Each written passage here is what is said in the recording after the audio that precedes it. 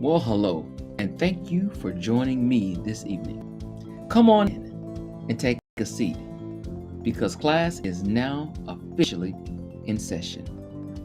Have you ever wondered what makes a school run efficiently and effectively? Have you ever thought about what is high quality instruction? Have you ever wondered how do you meet the needs of a diverse range of students inside of a classroom? How was it that teachers received funding to buy supplies to engage students in real world and relevant curriculum? What does a principal really do? Have you ever asked yourself, is discipline really fair across the board for students despite their race or their sex? How is it that funding is applied to a school district? And why does it vary from school to school and from district to district? What rules and regulations really guide the work that leaders and teachers do each and every day? Are students and teachers really treated equitably? Do they see themselves as a diverse unit? Is inclusion really a thing that happens in school? Will you have to wonder? No more. This place where those questions, those thoughts are answered, because here we provide access to information to teachers, leaders, parents, and all stakeholders who find value in education. My name is Dr. Christopher Holmes, and this is Teacher Talks.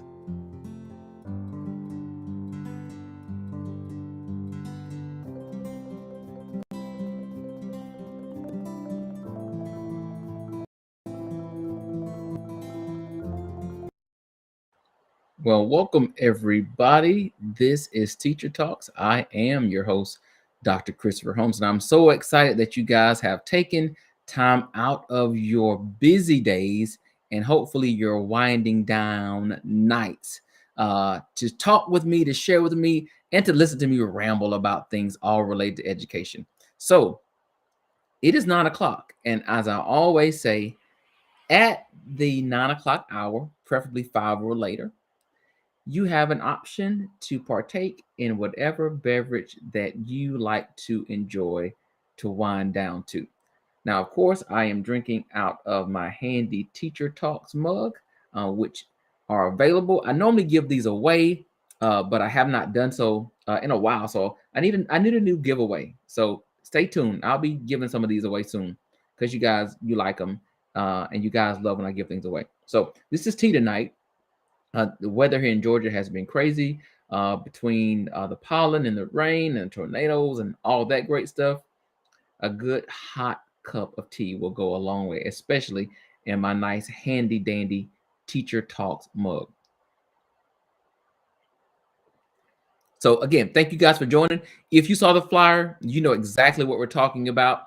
Um, you guys are getting ready.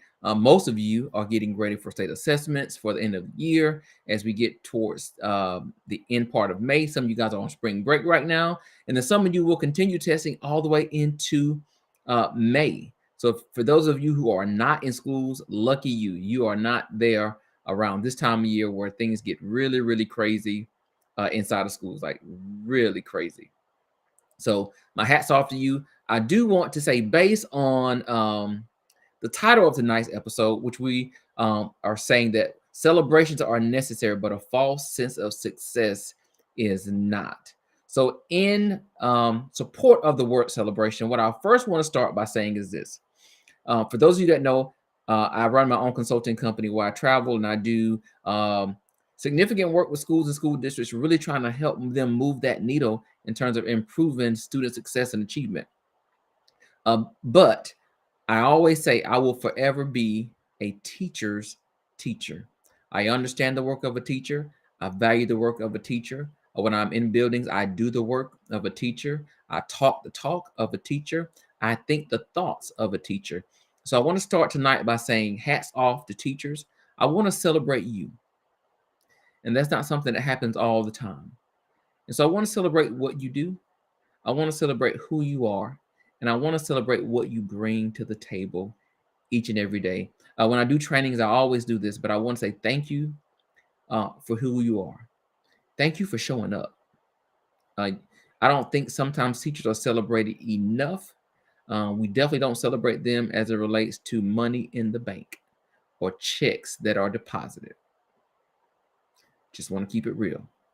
So we need to celebrate them. Teachers are a valuable part of the society.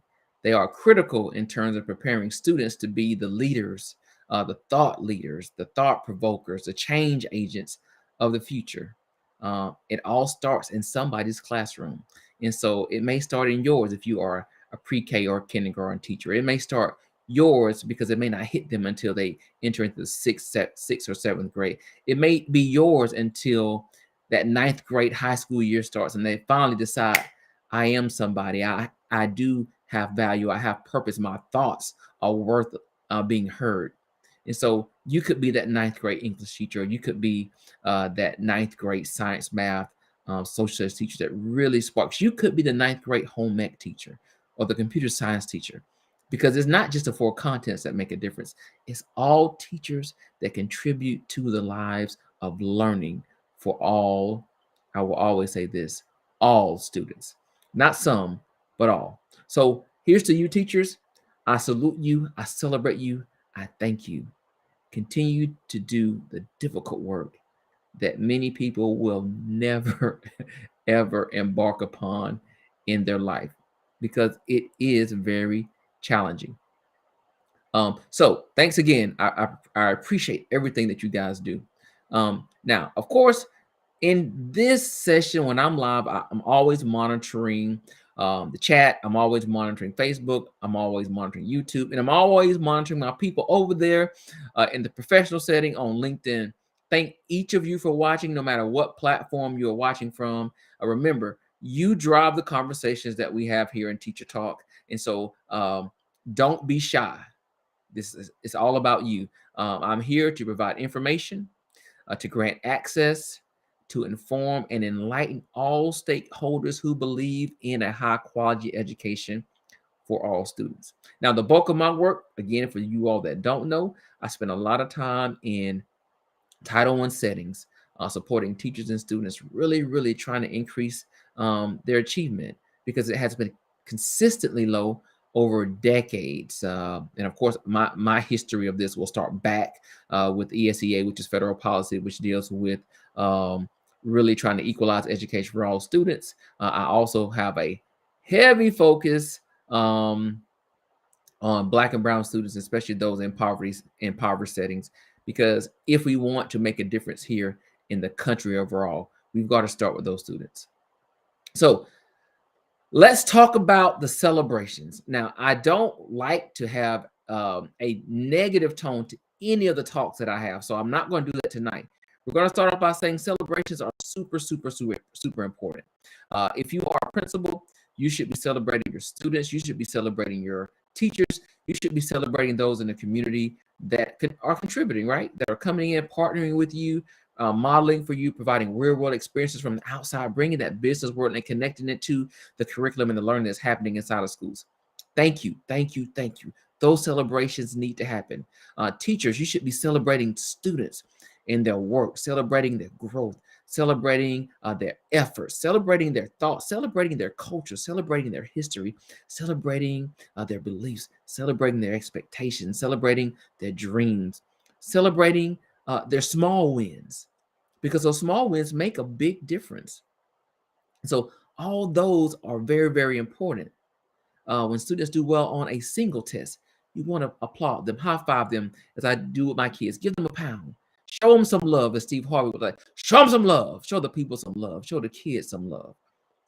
But we don't want to take that one single test that they did well on and create a false sense of overall achievement, a false sense of overall success, because that was one test. But we have to continue to drive the importance of achievement on all the tests for all of your students. So there will be a little bit of story time involved in this teacher talk tonight, because I think you need some connection with real world examples to kind of see where I'm bringing this from. Again, we're heading into the testing season. It is upon us. It is upon us. State assessments are here. Gathering data for school scores and school ratings, they're here. District ratings, they're here.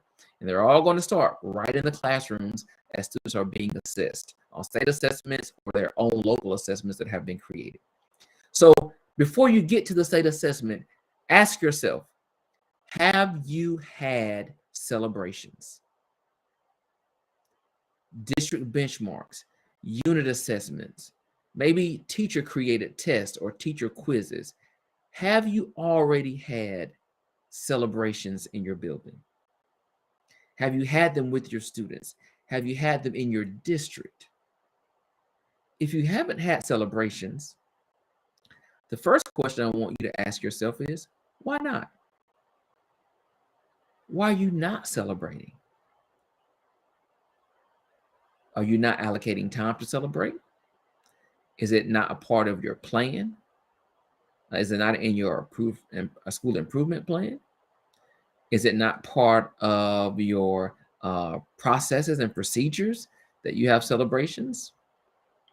Is it not part of your positive behavior interventions that you celebrate students, not just on behavior, but on academics, including not just meeting the bar, but also growth, celebrating those students that have shown growth within a unit, growth within a skill, growth within a topic? Teachers like being celebrated, and they often gripe when they're not. Principals like being celebrated, and they too often gripe when they're not. Well, guess what, people? Your students, those babies that you love, they also love being celebrated. They love being told how great they are, how great of a job they're doing, how much they've grown, how much they've learned, how much their voice and their contributions have made such a difference in the class setting. So I really want you to think about creating more celebrations. But those celebrations need to be connected to the overall goal that impacts all students and that demonstrates learning and academic success for all students. Now, you may ask yourself, well, Dr. Holmes, what made you say that? So what made you really identify and isolate the importance of connecting small wins, small celebrations with larger goals that are connected to the whole student body? Well, I'm glad you asked. So when you think about your students that typically do well for your class work, class assessments, these are typically students that always do well, right? They are normally high performing students. They always meet proficiency, and you can count on them. Okay, and that's a key word, because these are students that you can count on. Not so much for putting accountability on the adults in the building to do what's right and support learning for all students, but we oftentimes lean on students that we can count on. Now, you only know who those students are if you have pulled the data and you have identified them. All right, so that's key number one. Are you often pulling data and looking at the students that typically do well in your building, in classes, in what classes are they doing well? So you want to know who they are, and you want to know what they are doing so that you can highlight and pull that data, right? Because you want to celebrate these students. But we got to know who they are so we know that we can count on them. But you also have to know what students you cannot count on, okay? Who's not doing well, who typically does not do well, who is typically struggling in their classes. That's where you're going to place your attention, on those kids, because they need more support, and they need support in specific areas. So now that you have started the year, likely you have created certain goals, okay? Certain goals for your students on what measures you want them to meet by the end of the year. And those measures need to include these state assessments that they're about to take, or these local created course assessments that they're about to take, or grade level assessments that they're about to take. Okay, don't forget, continue to make the connections. It should all be driven by one thing: success, success, success for all the students. All right, so let me give you an example. When I first started teaching, we would often spend our time on setting goals, right? We would set a goal for a year for specifically those state level assessed courses. Um, and this is where we started, and this is where we want to go. So let's be realistic. You need an actual number to help paint this picture for it to be clearer. So let's say we want to start with, let's say Algebra 1. All right. And let's say our Algebra 1 students are typically not performing well.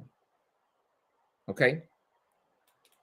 So let's say they're not performing well. Let's say in general, there is about a 48% proficiency rate, pass rate.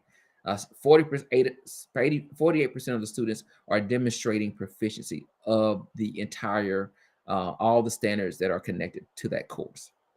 48%. So we start creating goals. And let's say we want to create a SMART goal. And so we want to increase that percentage of proficiency from 48% to, let's say, 52%, 4 percentile points for the whole student body. All right. Now, I want you to make the connection. 52%, this is a goal. 52% of the students will demonstrate proficiency in the state assessed course for the year. That means 48%,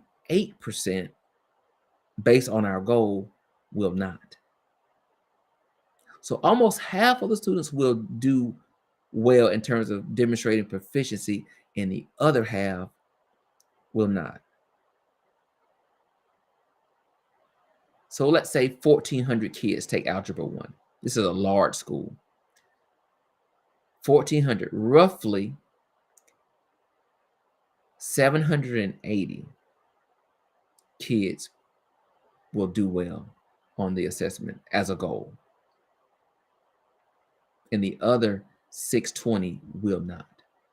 620 students out of 1,400. Are you satisfied with that type of goal? I would not be. And I'm going to tell you why. Because if my child was a part of that 48%, I would not be satisfied.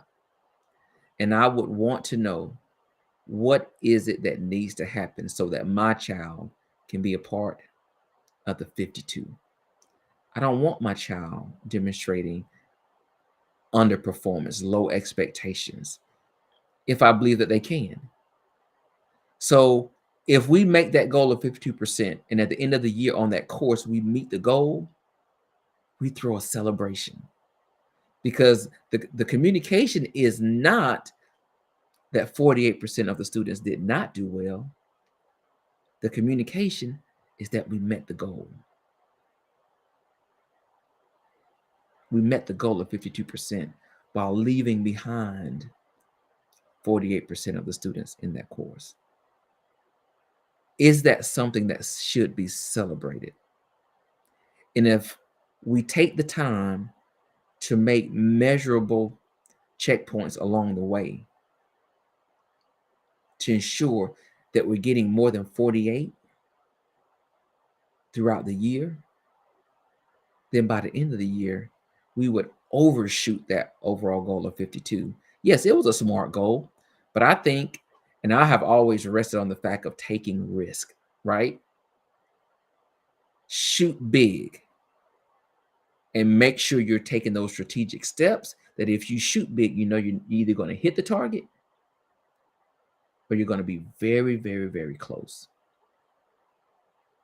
Okay? Either shoot the target, overshoot it, or you're going to come very, very, very close, because you can't be satisfied when half of your students aren't doing well. Dr. Stewart says we should always strive for 100, period. Period. And I have to agree. I have been in places and I see some of these goals. The goals are really, really, really low. When I see 50% as a goal, 52%, 60%, I always say your goal should at least be 70% of your student population showing proficiency on any assessment. And when I started teaching, we set these goals. And I was a new teacher, so I didn't really know what the goals were. I didn't know what everybody was teaching. I didn't know what other teachers' students were scoring, how they were performing on assessments. I know that the IB students were doing well. I know that the gifted students were doing well. I didn't know how well, but they were demonstrating proficiency. And we had a bulk of kids that were not. But we were counting on the gifted and the IB and the AP kids doing well on the assessment. And we were not counting on the other kids to meet that bar. We never did. And so when we got the numbers back, we said, oh, we met the goal. The students did as well as they did last year or a little bit better. And we would celebrate and throw these big festivities and honor the kids. And then it became aware to me after No Child Left Behind that we were celebrating about 42% of our students. We were celebrating 40% of our students. We were celebrating 56% of our students. And I started thinking, well, what about the other 42? What about the other 48? What about the other 52 that weren't doing well? What are we going to do to help them get to proficiency? Because I don't want to continue to celebrate kids who don't do well. And I don't want to continue to celebrate only the kids that do well. I want to start moving one kids from one batch and pushing them over to the other batch. Dr. Stewart says, I'm so sick of the just getting by mentality. It's just not enough, okay? It's not enough. It has never been enough. And it's time that we step out of this mentality of being complacent and being compliant with students doing just enough. Students can do way more than we think they can, but we don't push them. We have lowered the expectation bar for many of our students, and therefore they've gotten comfortable with not having ever, listen to me, not having ever passed an assessment because they think it's expected of them from adults. So they will do what you expect them to do. And so No Child Left Behind came aboard. And let's go back to the story. And assessment data became something that was open to everyone. Everyone. We knew what your kids were doing. We knew those who met proficiency. We knew those who did not. But we also knew who was growing, right? Students that maybe scored 40% proficiency on an assessment the prior year, and they had grown to 60%. Now, granted, significant amounts of growth, but were those students ever celebrated? No. Why? Because they never met proficiency. So when we weren't building confidence, we weren't dealing with the whole child, right? We were looking at one set of numbers and judging students off of one test event. One. And we said, oh, you're not proficient. We can't celebrate. You can't go to the celebration. Some of these kids took 4 tests, make significant gains in terms of growth. Some very, very, very, very close to meeting proficiency, but they never get an invite to the celebration because they didn't meet the bar. So how do we build up a child to get them there if we don't insert motivation and encouragement and confidence along the way before the big test, right? Now, I always say these tests It's just a test, right? Your students should not be shaken. You should not be doing these big assessment blitz for the next 2 weeks before the assessment, right? Your students should be comfortable taking assessments all the time. Do you know what you do when you do that? You make a big deal out of state assessments. You create anxiety. Students begin to stress over the assessment because they feel this is the only one that counts. This is the only one that has the most importance. Every time a student gets an opportunity to demonstrate understanding, that's the big one. That's the big test, not the one at the end of the year. Everyone. It's a part of your practice. It's a part of school culture that we talk about assessment data to help drive students to greater gains. So remove this whole celebration of the test event and celebrate the student, celebrate the child for what they are contributing to their own learning. And leaders, celebrate your teachers for what they're doing. If you have a student that grows 40 percentile points, 30 percentile points in 1 year, and you don't celebrate that teacher,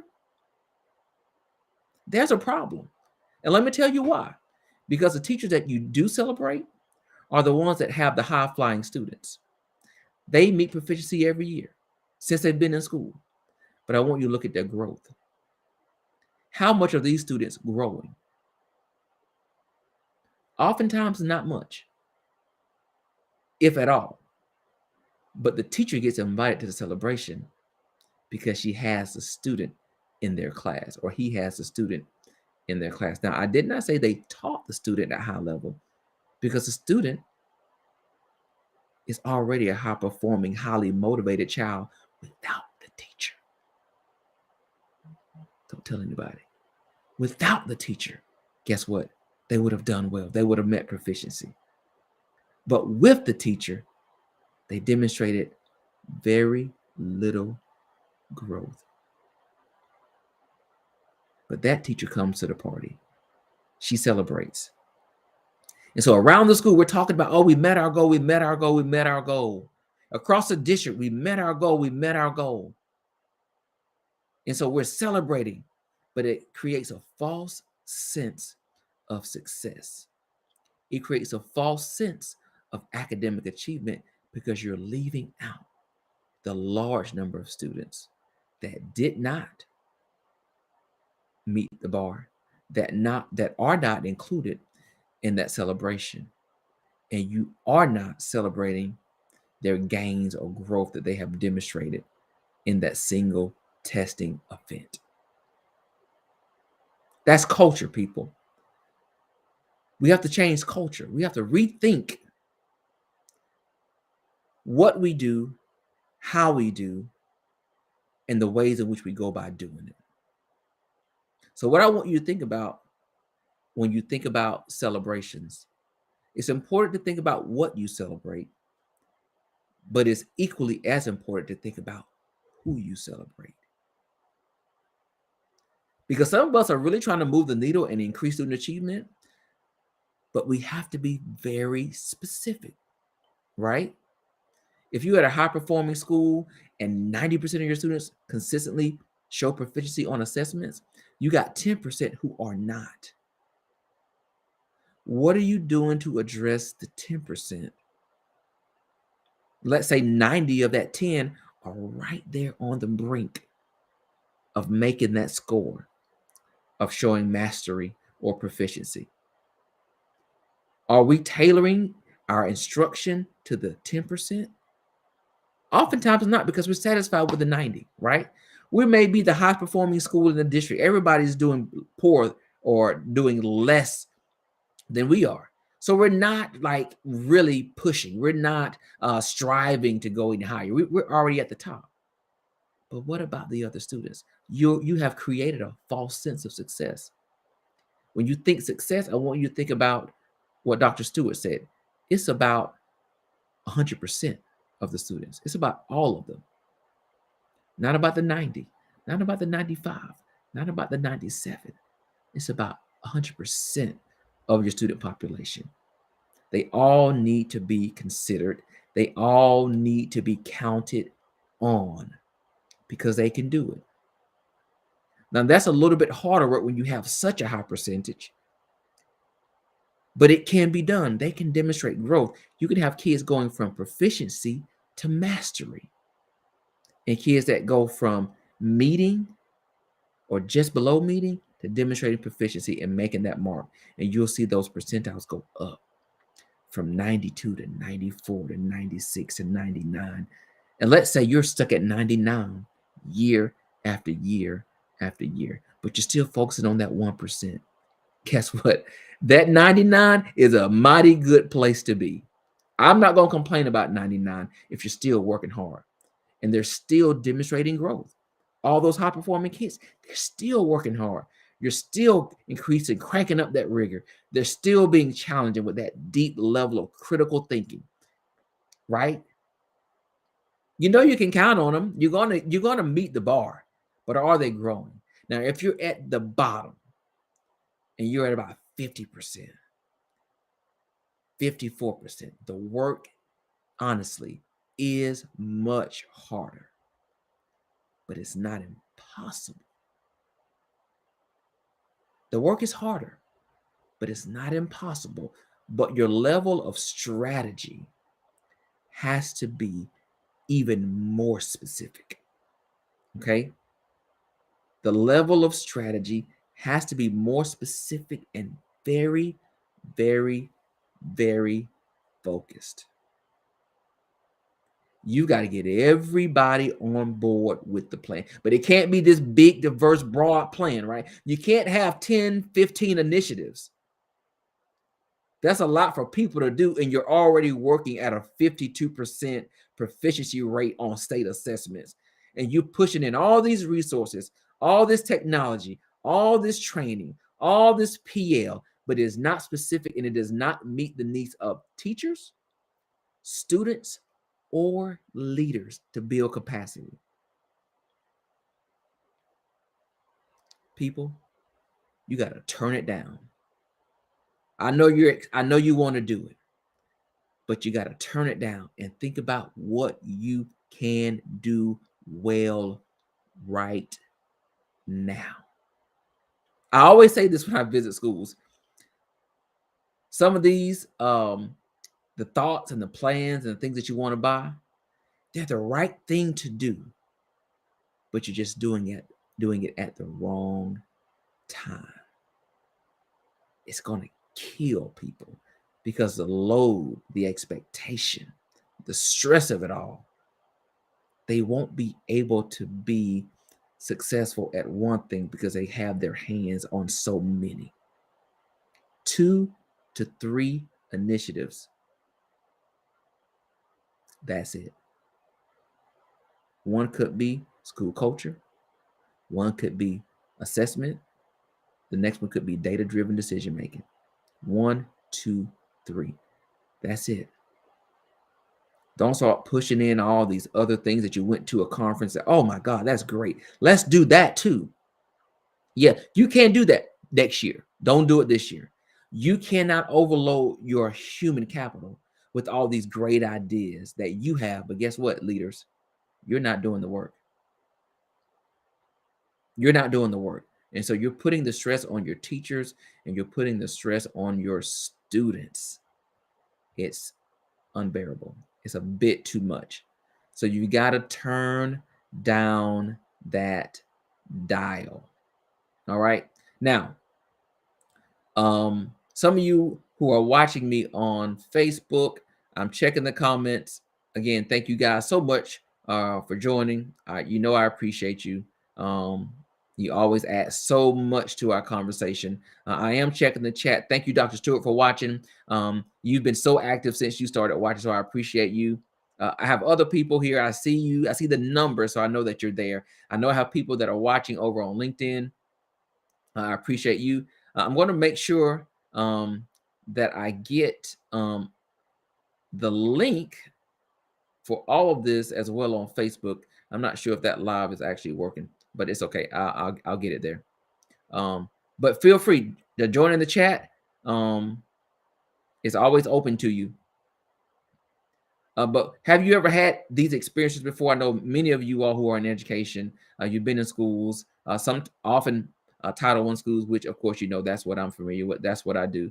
Um, so ask yourself, have you ever been caught up in a moment where you felt like you were celebrating those small wins and you then had a false sense of success because what you thought was happening really wasn't happening, as it relates to all students? So we've really got to, like I said, we've got to dial back a little bit. And we really have to rethink how do we really bring that other percentage that haven't demonstrated success? How do we get them on board? What are they demonstrating that they can do well in terms of deep knowledge? And what do we know they're struggling with? That prerequisite knowledge, that prior understanding. Are we accessing? Are we making the curriculum and the instruction relevant? Are we making it real? Are we making it current? We just had a new judge confirmed today. How are we going to pull that new history into a conversation with our students? Should we be doing that? Absolutely, yes. We should be doing that, but we don't sometimes. But for that type of information, that will connect with many of our students, but we don't give them the opportunity because we do the work that is often comfortable for us, and that's where we go wrong. You can't teach students history that you learned when you were a child. It's old history. I'm not saying you're old, okay? But it's old history. Nobody's listening to that. They can't connect to your past. And you're trying to make your past relevant and use it as an anchor or a context to have a current conversation. More than likely, it's not going to work. You're going to lose a few people, if not a lot of people. So have you had these experiences? If so, be free or feel free to throw that in the chat. I would love to hear from you and throw that comment up because, again, I'm here for you. We're going to keep driving this conversation as you throw in questions, especially parents. Parents, always feel free to ask questions. Teachers ask questions. Leaders ask questions. Again, this is what I do all the time. You guys just being critical conversations I have daily with various people. Various people. One of the things we are talking about now is assessments. I really stopped stressing my students out about assessments, and when I became, central office administrator, I stopped stressing people out about assessments. I started focusing on the small things, the unit assessments, the quick quizzes that we were given, the created tests that we were doing over units and over topics. So we knew we had already built the students up so much based on how they were doing throughout the year. We didn't need a 2-week blitz before the assessment. We didn't need to have this big party. We kept talking the same talk we had been talking all year. You got it. You can do this. You've done it before. This is no big deal. It's just another test. It's just another test.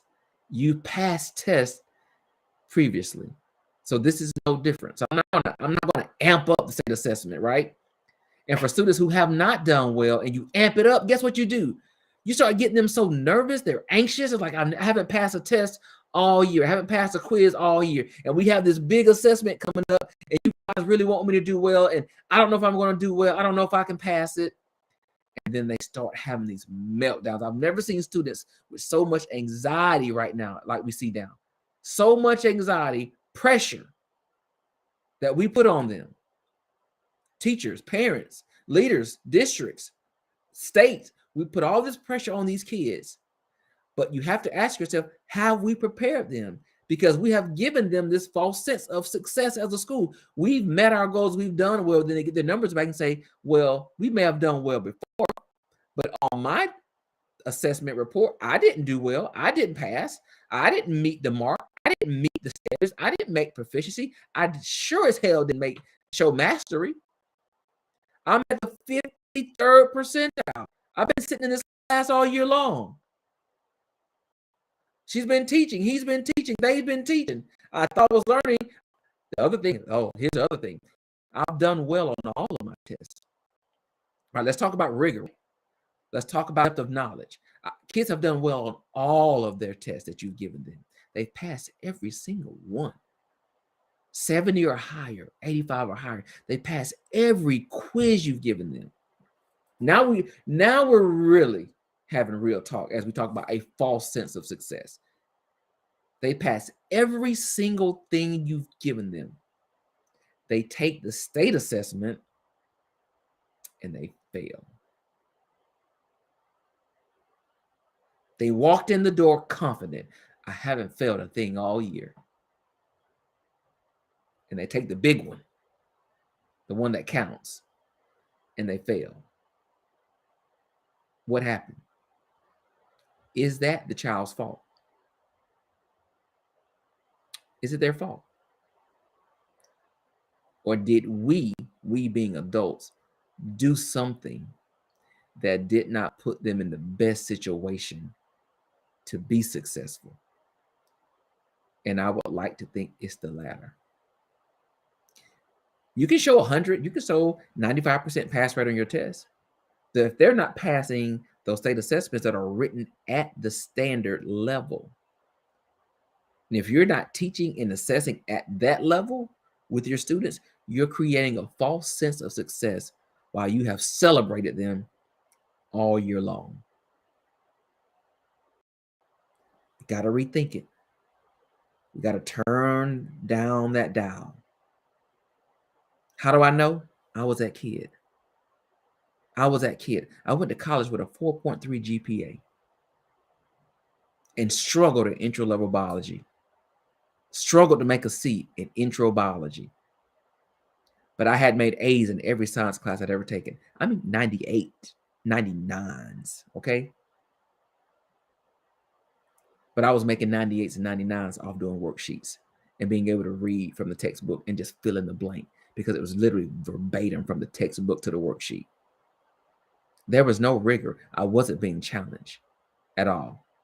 So I had a false sense of confidence about who I was as a student. I said I was smart. Went to college, boom, let's do it. I got this.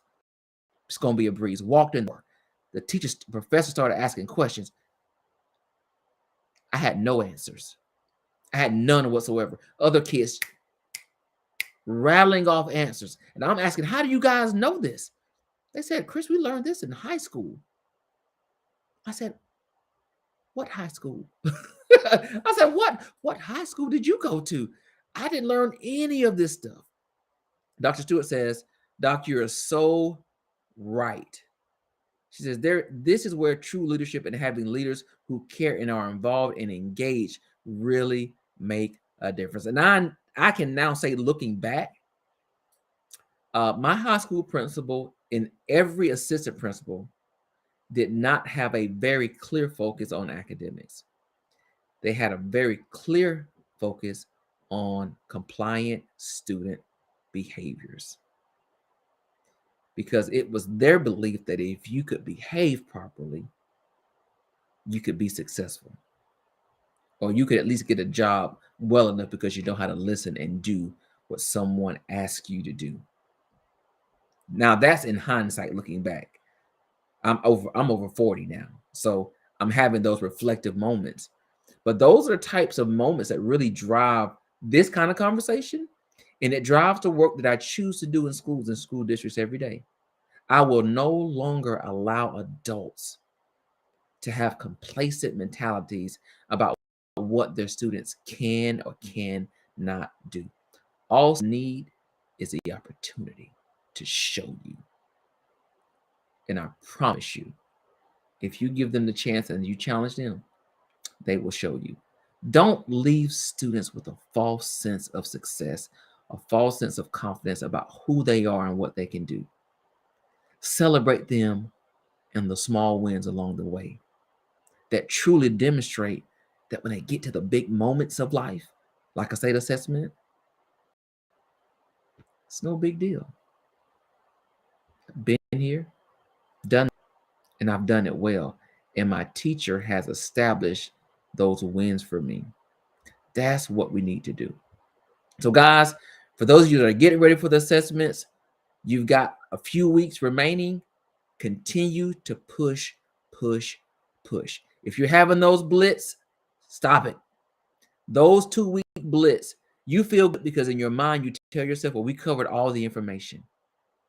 But to what depth did students retain it? That surface level knowledge that you gave them in that 30 minutes of a blitz, when they come back the next day, guess what?